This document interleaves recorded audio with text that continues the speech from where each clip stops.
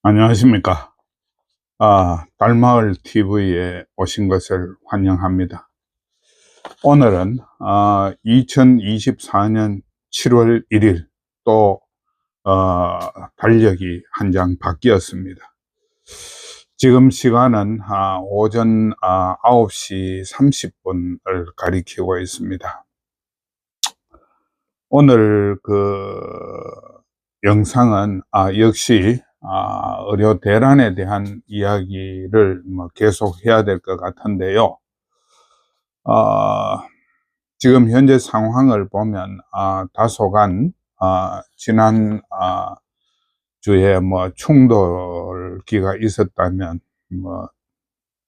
정체기에 좀 들어간 것이 아닌가 하는 그런 생각이 좀 듭니다. 의협도 장기전으로 돌입을 해가지고 7월 26일 날 대토론회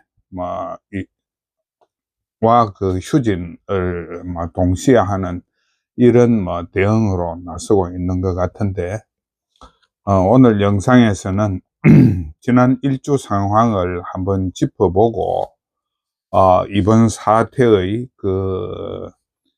키를 쥐고 있는 대통령의 태도 변화를 촉구하는 그런 논평을 이어가야 되지 않겠나, 이렇게 생각을 합니다. 우선 지난 일주간의 변화를 잠시 짚어보도록 하겠습니다. 지난 6월 27일이죠. 의대 정원 사태와 관련한 국회 청문회가 있었고, 또 연세대가 당일날 휴진을 했었고, 그런 일들이 좀 겹쳤습니다. 당시 연세대는 휴진의 입장문을 정부에 대한 마지막 경고를 바라면서 정부의 각성을 촉구하는 그런 내용을 밝혔습니다. 그런데 청문회에서는 우리가 결론적으로 이야기하자면 2,000명 정원에 대한 아무런 근거를 정부가 제시하지 못했다. 또 절차 위반 내지는 절차의 어떤 정당성이 결여되어 있다는 것을 인정하는 걸로 그렇게 말하자면 정리가 된 것 같고요. 이번 정원 의대 정원 2,000명 정원 사태가 밀실에서 결정됐다는 그런 정황이 그대로 노출이 돼 가지고 정부의 정원 논리가 다 무너졌다, 이렇게 정리를 할 수 있을 것 같습니다. 이런 상황에 대한 논평 및 제안을 몇 가지 좀 말씀을 드렸으면 합니다. 제가 생각할 때는 우리 정치의 고질적인 폐단 중에 하나가 뭔가 하면요, 죽음의 정치화입니다. 이게 왜 이런 죽음의 정치화가 우리 사회의 보편적인 정치 형태로 자리 잡았느냐 하면, 이게 옛날에 공산주의 있죠. 우리가 공산주의하고 좌우 대립을 했을 때 공산주의가 늘상 사용하는 방식이 죽음을 선동 선동에 악용하는 거라 할까요? 죽음을 말하자면 정치 도구로 사용하는 그런 게 체질화되어 있었거든요. 그게 제가 볼 때는 우리나라의 80년대 이후에, 1980년대 이후에 좌파가 다시 발호를 하면서 그 사람들의 본질적인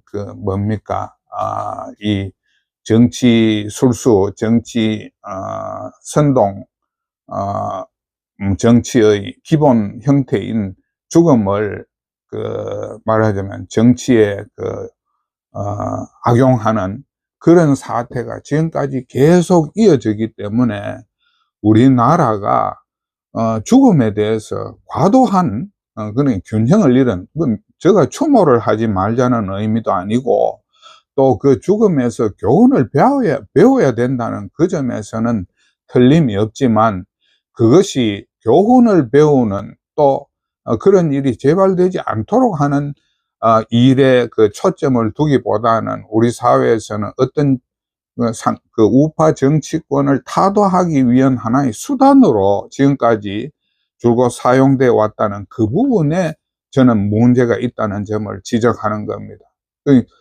그게 지금 우리가 지금 5.18에 대한 그 정치 공세, 이것도요, 저는 그게 사회의 어떤 상도를 넘었다고 생각하고 있고, 그 세월호에 대한 것도 마찬가지 아닙니까? 뭐 죽은 분들을 애도하는 거는 좋지만 그것을 어떤 정치의 수단으로 삼아 가지고 우파 정권을 말하자면 숨을 못 쉬게 만드는 정치 공세로 그걸 활용을 한 거죠. 뭐 그런 것들이 뭐 하나둘이 아닙니다. 제가 볼 때는 우리나라 사람들이 그 죽음에 대한 과도한 어떤 인식을 가지게 된 것은 이 좌파 정치권의 어떤 행태에서 비롯된 것이다, 이렇게 생각을 하거든요.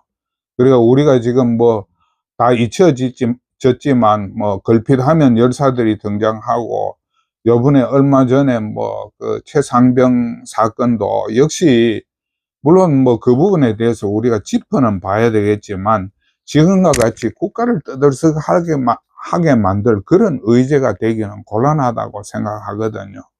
그런데도 불구하고 이 좌파 정치권은 여전히 죽음을 정치에 선전선동에 활용하는 그 DNA를 못 버리고 있어요. 이런 DNA를 가지고 있는 한 우리가 정상적인 국가 발전이 상당히 저해될 것이라고 저는 그렇게 생각을 합니다. 그런 여파로 이번에 뭐 대통령이 그 화성 화재 참사 현장을 뭐 방문하고 그런 일도 있었죠. 근데 뭐 이런 어떤 죽음에 대한 과도한 어떤 그 의미 부여와 그것의 정치 투쟁, 이런 걸로 인해 가지고 우리 국민들이 지금 어떤 사고를 가지게 됐나 하면, 안 죽으면 문제가 없는 것처럼 생각을 하는 거예요. 이거는 좀 심각한 문제라고 저는 생각을 합니다.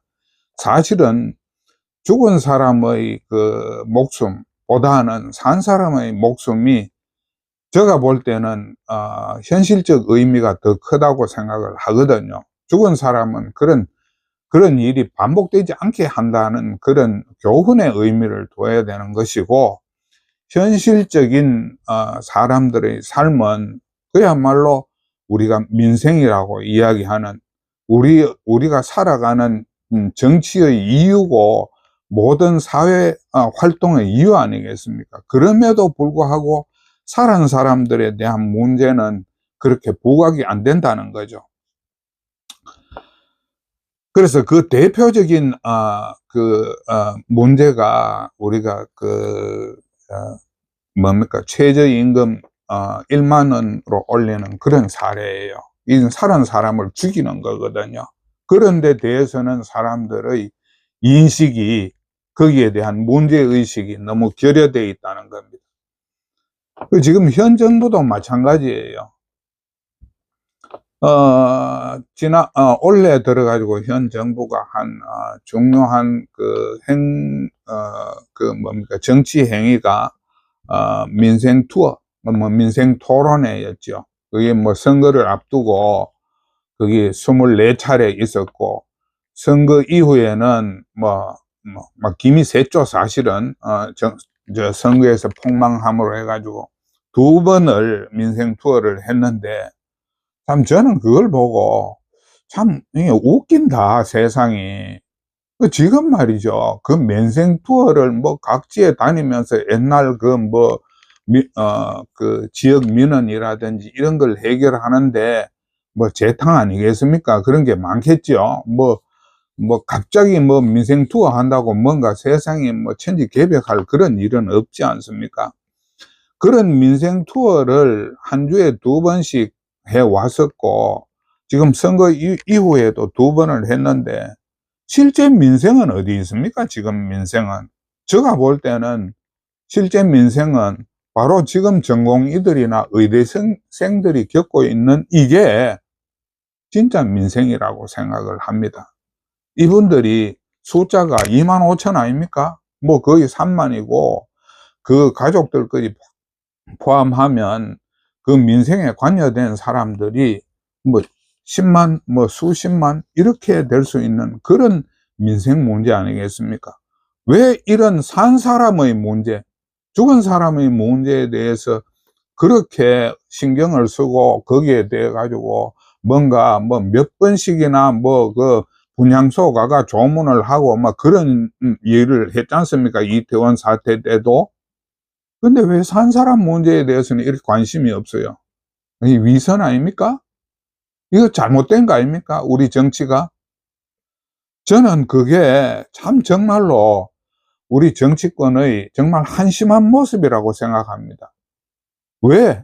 지금 멀쩡한 민생은 방치하고, 뭐 사람이 죽어야 그거가 뭐 말하자면 해결 같지도 않은 해결책이니 뭐 앞으로 조심하겠다느니 그냥 입에 발린 소리만 하고 이래 가지고 되겠습니까? 이게 나라가.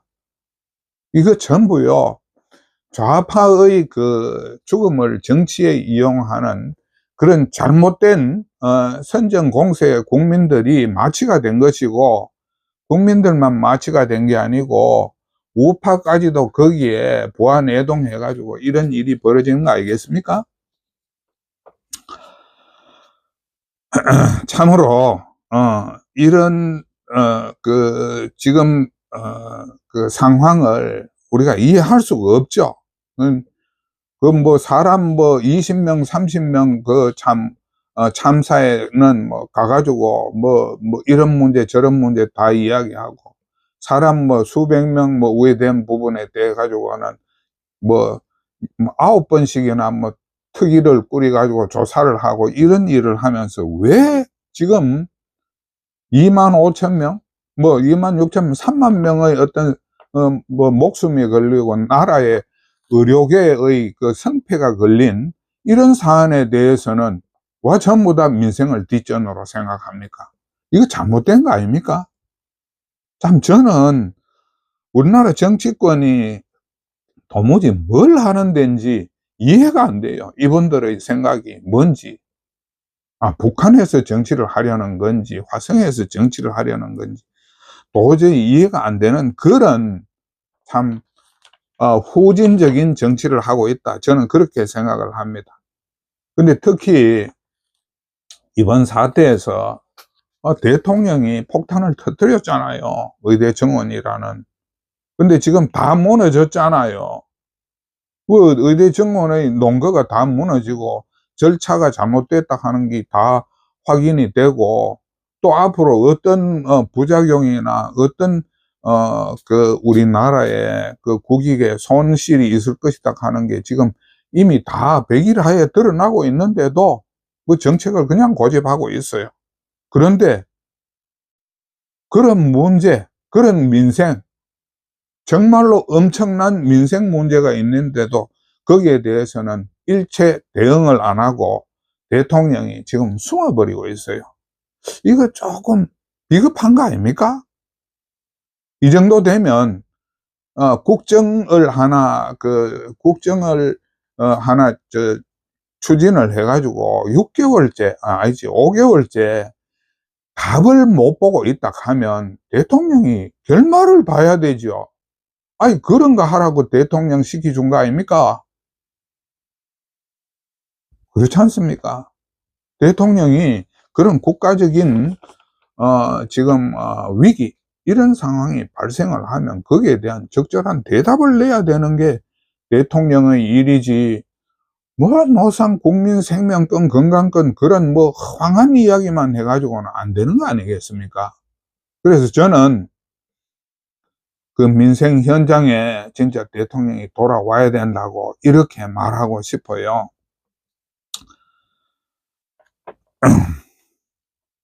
우리가 정치에서 또 한 가지 생각해야 될 것. 제가 조금 전에는 죽음의 정치화가 너무 과잉되다, 이런 말씀을 했죠. 그 다음에 두 번째, 우리 정치의 문제점을 한 가지 이야기하자면요. 실수가 문제가 아니라 실수를 빨리 고치는 것이 문제라는 겁니다.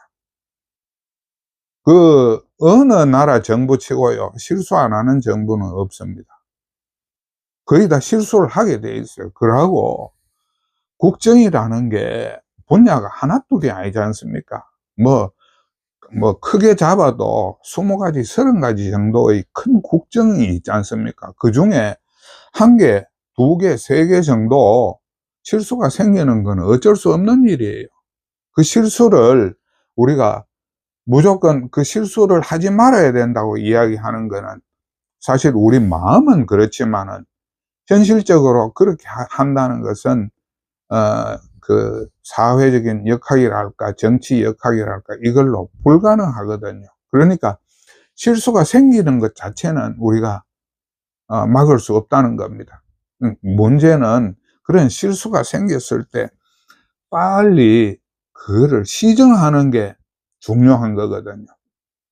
우리가 제가 이제 그런 이야기를 봤습니다. 비행기 기장들이요, 비행기를 운행하다가 사고를 내잖아요. 근데 비행기 기장들이 그 사고 낼 수 있는 요인들이 수도 없이 많대요. 많은데 그 기장에 대한 문책은요, 그 기장이 그 문제를 적절한 시간에 풀어줬느냐 안 풀어줬느냐, 여기에 문책과 징계가 달린대요. 그러니까 그 실수를 빨리 체크해 가지고 그거를 갖다가 막아주는 것, 이런 일을 하는 것은 그 세계에서는 통상적인 일이라고 합니다. 우리 정치인들 안 그렇게 했습니까? 우리가 주식 투자를 해도 그렇잖아요. 뭔가 주식 투자가 잘못될 가능성이 굉장히 많잖아요. 거의 뭐 50%의 확률이 있지 않습니까? 그러면 주식 투자가 잘못되고 난 뒤에 어떻게 하느냐, 주식을 어떻게 손절하느냐, 손절매를 하느냐, 이게 고수의 자세라는 겁니다. 정치도 마찬가지 아니겠습니까? 잘못할 수는 있어요. 그걸 빨리 손절을 하든지 그걸 빨리 고치든지 해주는 게 정치의 본령이다. 저는 지금 이렇게 이야기하고 싶은 겁니다. 근데 지금 윤석열 정부에서 이 잘못된 정책을 고칠 수 있는 기회를 지금 계속 놓치고 있지 않습니까? 제가 뭐 이야기 한 것만 해도 뭐 일주일에 제가 한 번씩 영상을 업로드 하는데 거의 10번 가깝게 말하자면 실수를 빨리 고치라고 이야기를 하고 있고 지금도 하고 있지 않습니까? 그런데 아직까지도 고칠 생각이 없어요. 고칠 생각이 없는 것뿐만이 아니고 그렇게 고치라고 요구하는 사람들을 방치하고 무시하고 지금 이렇게 가고 있는 거거든요. 근데 제가 이야기를 했죠. 의대 정원을 정원하는 이 사태가 윤석열 정권 침몰의 신호탄이 될 수 있다고 제가 이야기를 했습니다. 정말로 그렇게 됐잖아요. 그래 한번 보세요. 지금 의대 정원 증언으로 인해 가지고 선거에서 폭망을 했지 않습니까? 그래 정부가 지금요, 총원이 있는데 총알이 없어요. 그렇지 않습니까? 아무것도 우리 좌파 정당의 협조를 얻어 가지고 우리가 국가의 바람직한 발전 방향으로 가는 정책의 입법 뒷받침을 지금 할 수 없는 상태잖아요. 총알이 없어요. 그래서 지금 이제 큰 소리 칠 게 한 개도 없어졌다는 겁니다. 그때 고쳤더라면 아마 이런 형태로 오지는 않았을 겁니다. 근데 이 총알도 없는 빈총 정부가 아직까지도 시정을 안 해요. 5개월, 6개월째 동안 이 부분에 대한 어떤 조치를 하지도 않잖아요. 이게 그러면 새로운 문제를 불러일으킨다는 겁니다. 그게 뭐겠습니까? 요즘 일어나고 있는 정권 퇴진 운동이에요. 지금 대통령 탄핵 청원이 국회에 제출된 탄핵 청원이 10일 만에 70만 명을 넘어갔다 하잖아요. 이게 물론 그 야당의 정치 공세라 하는 측면이 분명히 있습니다. 그 다음에 지금 우리나라 정치 풍토로 봐가지고는 이런 일이 벌어질 개연성이 충분하지만 문제는 위기가 누적된다는 겁니다. 의대 정원 정원 사태로 인한 위기가 하나 만들어졌지요. 눈덩이의 씨앗이 만들어진 겁니다. 그게 지금 정권 퇴진 운동이라는 대통령 탄핵이라는 어떤 새로운 위기로 지금 변화되고 있는 거잖아요. 지금 70만 넘겼는데 이거요 며칠 내로 100만 갈 수 있습니다. 지금 물론 뭐 100만 간다 하더라도 그게 탄핵이 현실화된다고 말할 수는 없겠지만 위기를 방치했기 때문에 더 큰 위기를 지금 만들고 있는 빌미를 자꾸 제공하고 있다는 겁니다. 이게 정부가 사고에 뭔가 그 정부의 시스템에 뭔가 심각한 고장이 났다는 것을 이야기하는 거거든요. 그런데 제가 참 불행하게 생각하는 것은 이 대통령 탄핵 청원, 이게 청원에서 의료계가 탄핵의 상수로 지금 고착되고 있다는 이 사실입니다. 이거 굉장히 안 좋은 거거든요.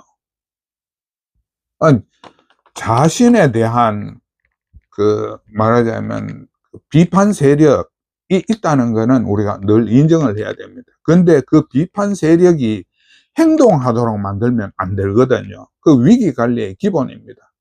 행동하는 사람은 그냥 행동을 적게 하거나 못하게 하고, 또 그 비판적인 의견을 가진 사람은 중도적인 의견을 가진 사람은 자기 쪽 의견으로 만드는 것이 위기 관리의 기본 아닙니까? 근데 대통령이 이 정부가 아무 행동을 안 해요. 이게 잘못됐다는 겁니다. 근데 지금 의대 정원이라는 사태, 대통령 탄핵 정원이라는 새로운 위기가 왔죠. 거기에다가 지금 국가 재정 지표가 지금 계속 위기 신호를 내고 있습니다. 세수가 작년에 59조인가 결손 났는데 올해도 지금까지 9조 1천억 원 결손이라 하죠. 잘못하면 연말까지 세수 결손이 20조까지 갈 수 있다 하는 이야기 들리죠. 자영업자 연체율이 10%랍니다. 연체율이 1%라도 이게 조금 불안한데 10%랍니다. 10%. 이게 무너질 수 있거든요. 근데 거기에다 물가 상승까지 있죠. 이런 위기 상황들이 자꾸 겹쳐지면 결국은 우리가 예상 못한 새로운 사태로 갈 수 있다는 겁니다. 그게 정부가 유념해야 될 지금 현재 상황에 대한 판단 아니겠나, 저는 그렇게 지금 보고 있습니다. 근데 다행인지 불행인지 대통령이 아직까지 3년이 남아있어요. 임기가. 그 3년을 더 해야 된다는 겁니다. 그러면 지금 이 상태대로 그냥 위기를 그냥 모른 척하고 방관하고, 타조가 모래 속에 위기가 오면 모래 속에 머리를 숨기가 위기를 피하는 그런 식으로 이 위기를 피하려고 해가는 안 되거든요. 위기를 어떤 식으로든 관리를 하고 돌파를 해야 되거든요. 그러고 이 위기 관리를 못하면 임기가 3년 남았는 게 아니고요, 대통령 임기가 5년에서 3년으로 줄어들 수도 있다 하는 그런 우리 불안감이 지금 있지 않습니까? 누구한테든지. 그게 우리나라에 바람직하겠습니까? 우리가 박근혜 대통령 탄핵하고 우리가 정말로 그게 국가에 도움이 됐습니까? 나라가 엉망진창이 됐지. 물론 박근혜 대통령도 실책이 뭐 굉장히 많았다고 생각합니다만, 그 탄핵으로 인해 가지고 더 호랑이 여우 피하려다 호랑이 맞는 꼴 됐지 않습니까? 그러니까 국민의 48% 지지를 받은 분이라면 그 지지에 대한 무게를 느껴야 될 거 아닙니까? 대통령이 이 위기 상황을 관리를 해 줘야지요, 당연히. 아니면 나는 내가 대통령 뭐 자질이 안 된다고 뭐 솔직히 실토를 하든지, 이것도 아니고 저것도 아니고 관리도 안 하고 그렇다고 뭐 본인 스스로 잘못됐다고 이야기하는 것도 아니고 이래서야 안 된다는 겁니다. 그거는 국가에 대한 책임을 진 사람으로서 있을 수 없는 책임의 방기입니다. 거기에 대한 어 책임 추궁은 지금 뭐 멀지 않아 지금 아마 뭐 현실화 될 거라고 저는 그렇게 지금 생각을 합니다. 그래서 어 이 위기 상황의 누적, 그 눈덩이처럼 불어나는 이 위기 상황의 누적을 한시바삐 뭐 해소를 시키든지 여기에 대한 어떤 뭐 대응을 뭐 해줘야 된다는데, 제가 이제 생각하는 것은 역시 문제를 하나하나 풀어나가는 것 아니겠느냐. 의대 정원 사태를 원상으로 돌려가지고 거기서부터 지금 이게 뜨겁거든요. 물론 이게 지금 뭐 정책위에 들어가 있지만 아직까지 뜨거운 이슈로 남아 있습니다, 이게. 아까 전에 이야기한 탄핵, 그것도요, 의대 정원 사태에 대한 위기가 해소가 되면 그거는 저절로 해소가 될지도 몰라요. 그거는 뭐 제가 장담할 수는 없습니다만, 지금 이 문제의 모든 단초 시발점이 의대 정원이라는 폭정에 있다는 것을 스스로 자인하고 거기에 대한 해결책을 내는 게 전체 위기관리의 출발점이라고 저는 그렇게 생각을 하고 싶어요. 아까 전에도 이야기했다시피 손절매를 할 줄 알아야 거기 주식 투자하는 사람입니다. 그건 못하면요 진짜 쪽박을 차는 거거든요. 그리고 제가 한 가지만 뭐 추가를 하겠습니다. 이거 제가 참 뭐 이야기가 조금 흘러버렸는데, 전번에 이야기했다시피 내년 의대 정원을 3,000명에서 지금 4,500명으로 올렸는데 그거를 2,500명으로 줄여야 된다 라고 지난주에 제가 이야기했었죠.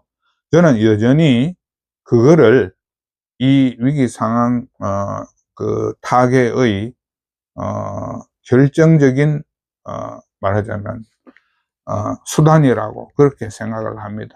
대통령이 스스로 그 문제를 풀어줘야 된다고 생각을 하고요.